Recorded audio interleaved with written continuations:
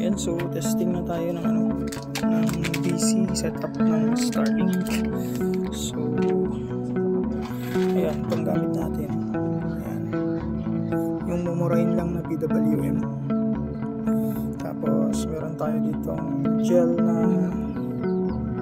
90Ah battery.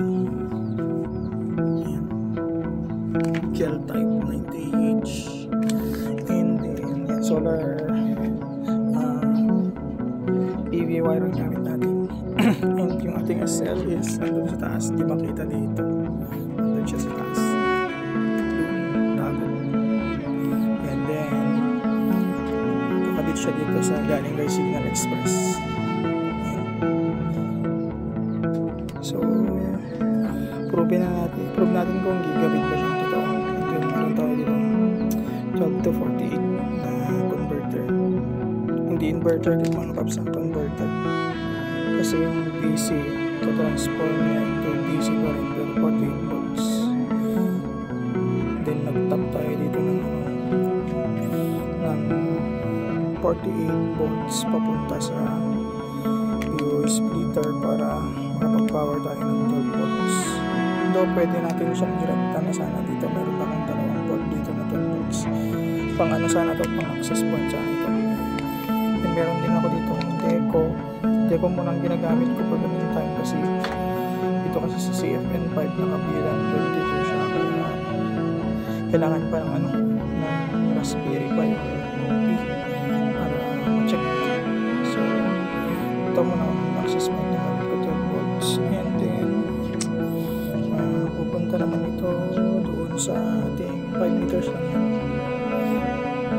300 watts na solar panel.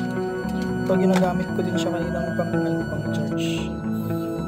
So testing natin kung gagawin pa siya. Speed test.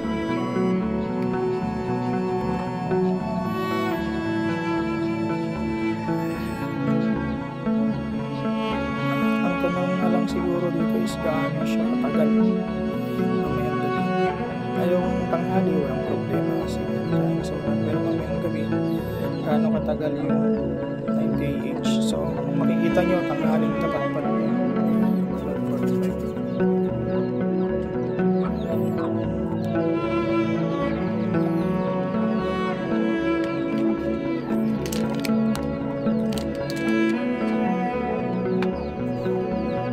So naiano pa na rin na may bypass ko router.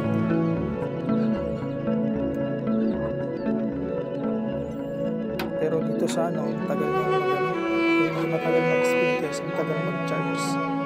Pangit pag DC to DC, dapat is AC to DC talaga yung original adapter ng cellphone.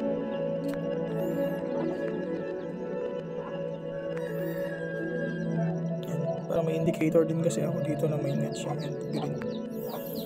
Yan, ito nga muna. Kung kailan nag-record saka naglolo ko, kaninang hindi nagre-record, maganda.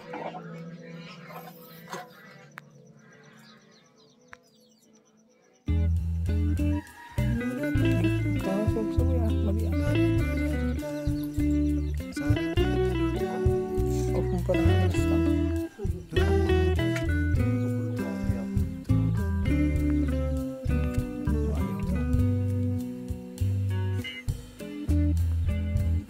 Ito walang cut to mga lods para alam din ninyo. Minsan may ganito siyang part.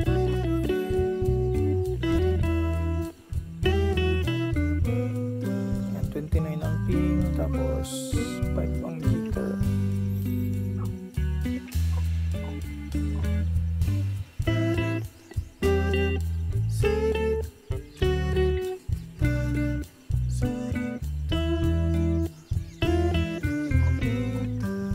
Itong upload na minsan naglulong ko, minsan wala, minsan mababa, minsan okay naman, wala na. Although yung kanyang internet is usable naman. Sa gaming hindi ko lang alam, kapag na-try, bagong setup lang.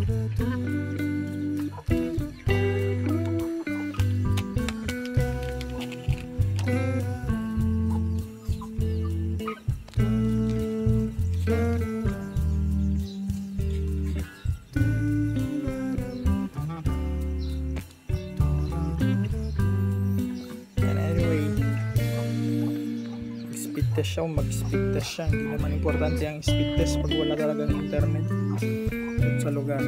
Importante is makapag-video call ka, makapag-Facebook, YouTube. So ito lang po yung ano namin kanina. So itong 48 volts ko na POE splitter, bali yung ginagamit ko dito is yung ano lang, 12 volts lang niya. Papunta dito sa another POE splitter na 48 volts to 12. Yan, hindi ko ginagamit yung kanyang yung LAN kasi kanilang ginagamit namin ko. Nagma-max out lang siya sa 96, 95 ganoon sa download.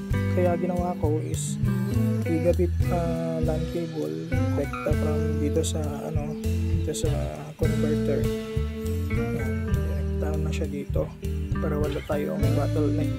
Bali ang gamit nito is POE lang talaga, source ng power lang talaga. Pero yung LAN direct siya from converter ito. So isa pa,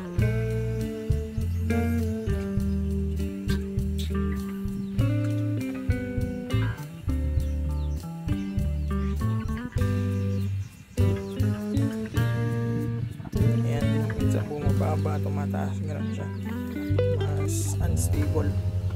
Pero ewan ko, baka naninibago pa lang, hindi natin masabi kasi first setup pa lang naman ito. Wala pa tayong adjustments na yan, wala na mga upload. Anyway, importante, sabi ko na may internet, kapag YouTube ka,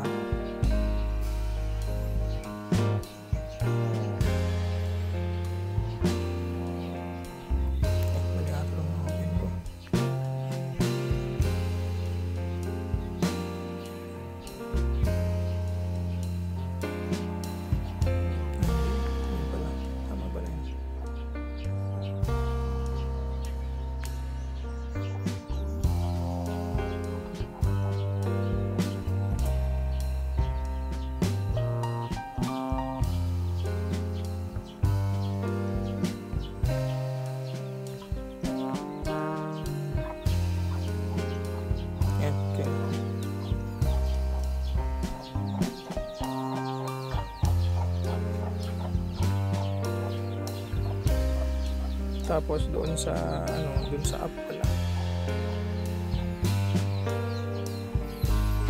wala ka nang makita.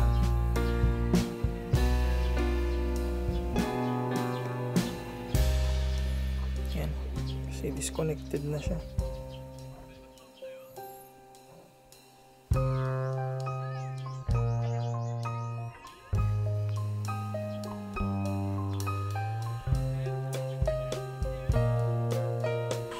Ayan, so as you can see, nasa campsite ako and gumamit na ako ng CFN5 na may kasamang OP Orange Pi 5 using Wi-Fi 5 soft na firmware, and ito yung mga nakakonect ngayon sa ating system.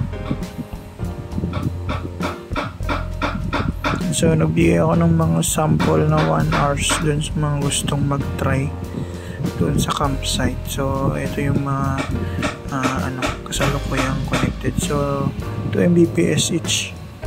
Yan, Orange Pi 5 yan. So nasa mga 11 sila na kakasabay na gumagamit doon sa ating campsite. Dito naman sa side na ito is nag-try naman ako ng gumamit ng inverter. So kung makikita ninyo, nasa 6:55 AM pa lang, pero nagcha-charge naman siya kahit pa paano, and hindi nakasaksak yung ating Starlink at hindi rin nakalagay yung ating router and Orange Pi. So dito ang nakasaksak lang is yung maliwanag na rin and medyo hindi naiinitan yung ating panel. Yan, so nakasaksak na yung aking cellphone na dark charging. So i-on ko yung aking inverter at mapapansin nyo, yan, okay, yan, papansin nyo dun sa arrow, mag-charge yung aking cellphone. Yan, i-on ko na siya. And there. So, medyo mabigat lang kasi yung cellphone ko. Dart charging siya, kaya ang bilis niyang higupin yung na-harvest ng panel. Kasi ang kamali dito sa setup ko is masyadong hindi ko pala nakitang defective yung kanyang battery at hindi siya nag-charge. So kumbaga nagti-trigger lang siya, yung battery nagti-trigger lang para mag-on yung ating PWM.